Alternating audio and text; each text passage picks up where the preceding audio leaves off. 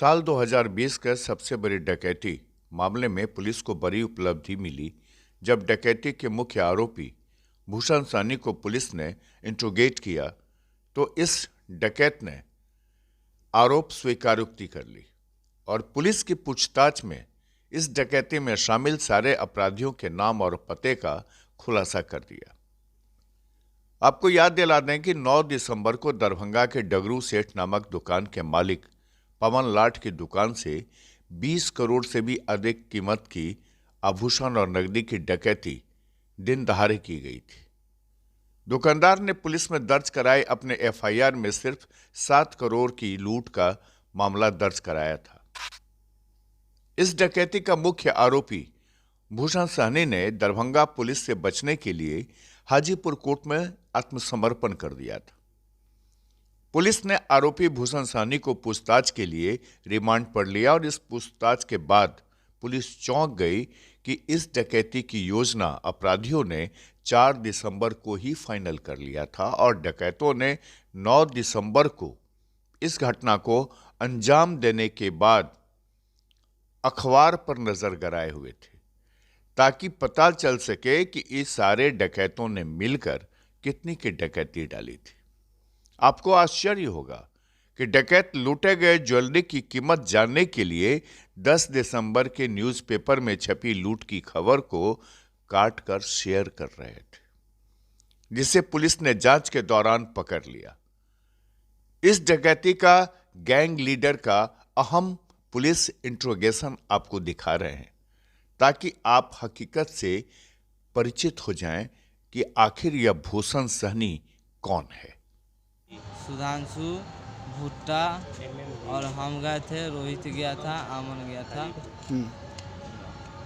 5 आदमी गए थे हम लोग यहाँ। कैसे कैसे गया था, कौन गाड़ी से? एगो अपाची था, एगो एफजेड था। ये अपाची पे कौन कौन था? अपाची पर था उषा, हमरा पर था, एफजेड पर था अमन था, भुट्टा था, हम थे। अपाची पर रोहित, सुधांशु। वहाँ पर भूषण क्या बातचीत तुमसे किया?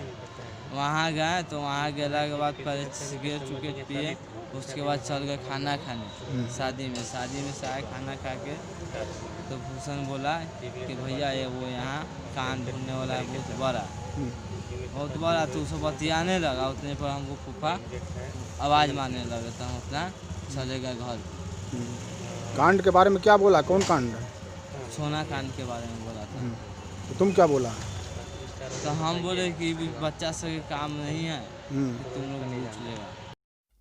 आपको बता दें कि सोना लूट की घटना को अंजाम देने के लिए शादी में शामिल होने के नाम पर 6 बदमाश दरभंगा पहुंचे थे। दरभंगा के मदारपुर के रहने वाले लूटकांड में गिरफ्तार हो चुके भूषण साहनी के यहां शादी के नाम पर वैशाली से अपराधी दरभंगा पहुंचे और यहीं के एक लॉज में सभी रुके थे। सभी बदमाश वैशाली से दरभंगा बाइक से हथियार के साथ पहुंचे थे और 9 दिसंबर को लूट की घटना को अंजाम देने के बाद बाइक से ही वापस वैशाली चले गए थे। बाइक पर ही लूट का सोना लादा गया था। आपको बता दें कि सभी बदमाशों ने अपने घर और आसपास में भूषण साहनी के घर एक शादी में शामिल होने की बात कही थी, लेकिन शादी भूषण साहनी के घर पर थी ही नहीं, बल्कि भूषण साहनी के घर के बगल में थी। इसी शादी के बाद बदमाशों ने रेकी की थी और लूट की इतनी बड़ी घटना को अंजाम दिया था। हम आपको एक बार फिर से दिखाते हैं कि बदमाशों ने डगरू सेठ के यहां कैसे डकैती को अंजाम दिया था। कितने की संख्या में अपराधी डगरू सेठ के अलंकार ज्वेलर्स में पहुंचे थे और लगभग 7 से 10 करोड़ के बीच के सोना लूटकर फरार हो गए थे। आप देख सकते हैं कि ये वो सीसीटीवी विजुअल्स है जिसमें ये सारे अपराधी पहले एक एक कर डगरू सेठ के अलंकार ज्वेलर्स में घुसते हैं। सबके हाथ में पिस्टल है। पहले जो दुकान के कर्मचारी हैं उनको पिस्तौल के नोक पर कब्जे में लिया जाता है, हवाई फायर की जाती है, सबको धमकाया जाता है और फिर डकैती शुरू होती है। डकैत अपने साथ बैग लेके भी गए थे और लूट के सारे सोना को उन्होंने बैग में रख लिया था। एक चीज आप इस पूरे सीसीटीवी वीडियो में देखेंगे कि डकैतों ने चांदी के जो भी ऑर्नामेंट्स हैं या जो भी वहां पर सामान रखे हैं उसको छुआ तक नहीं। यानी इस लूट और डकैती का मकसद सिर्फ सोना और नकदी लूटना था, जिसमें डकैत कामयाब भी हुए। दरभंगा के बड़ा बाजार के अलंकार ज्वेलर्स लूटकांड में गिरफ्तार हो चुके मुख्य आरोपी भूषण सहनी को हाजीपुर टाउन थाने की पुलिस 2 बार पहले भी जेल भेज चुकी है। इन दोनों मामले में उसका ममेरा भाई और सोना लूट कांड का दूसरा मुख्य आरोपी मनीष सहनी भी शामिल था।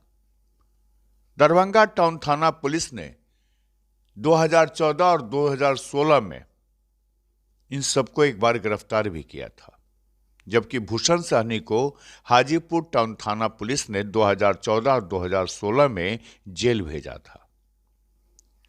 पुलिस से मिली जानकारी के मुताबिक इस मामले में पटना, वैशाली सहित कई जिले के चर्चित कुख्यात घटनास्थल की रेकी कर चुके थे। घटना के कई दिन पहले ही मनीष मौके पर पहुंचा था। यह कुख्यात हाल के दिनों में कई बार नेपाल गया हुआ था। इस आधार पर यह शंका भी जताई जा रही है कि कहीं लूट का सोना नेपाल में तस्करी करने की साजिश तो अपराधियों ने नहीं बना रखी थी। बहरहाल इस सूचना के बाद पुलिस अधिक सक्रिय हो गई है और गैंग के बाकी सदस्यों की गिरफ्तारी और लूट का सोना बरामद करने की कार्रवाई में जुटी हुई है।